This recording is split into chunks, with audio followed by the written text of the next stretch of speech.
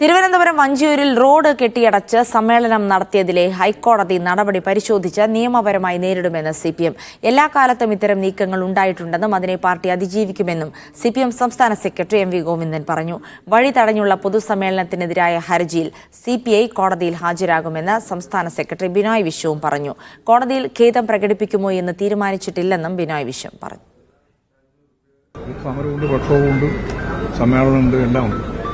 ആ രീതിയിൽ മുന്നോട്ടേക്ക് പോകുന്ന ഒരു രീതിയാണ് കേരളം മുഴുവൻ ഇതേവരെ അവലംബിച്ച് പോയിട്ടുള്ളത്. നിയമപരമായിട്ട് കാര്യങ്ങൾ പരിശോധിച്ച് ആവശ്യമായ നിലപാട് സ്വീകരിക്കും. അതിനെയൊക്കെ കൃത്യമായിട്ട് മനസ്സിലാക്കി അതിജീവിച്ച് മുന്നോട്ടേക്ക് പോകുക എന്നുള്ളതാണ് പാർട്ടിയും പ്രസ്ഥാനവും എല്ലാ കാലത്തും വേണ്ടിയിട്ടുള്ളത്. അതേപോലെ ഈ ഞങ്ങൾ മുന്നോട്ടേക്ക് പോകും. മനഃപൂർവ്വം സംഭവിച്ചതല്ല, പക്ഷേ സംഭവിച്ചിട്ടുണ്ടെങ്കിൽ കോടതിയുടെ നിർദ്ദേശപ്രകാരം അവിടെ ഹാജരാകാൻ ഞങ്ങൾ ഒരുക്കമാണ്. ഞങ്ങൾ ഹാജരാകും. കോടതിയിൽ ഖേദം പ്രകടിപ്പിക്കുക അത് തീരുമാനിച്ചിട്ടില്ല.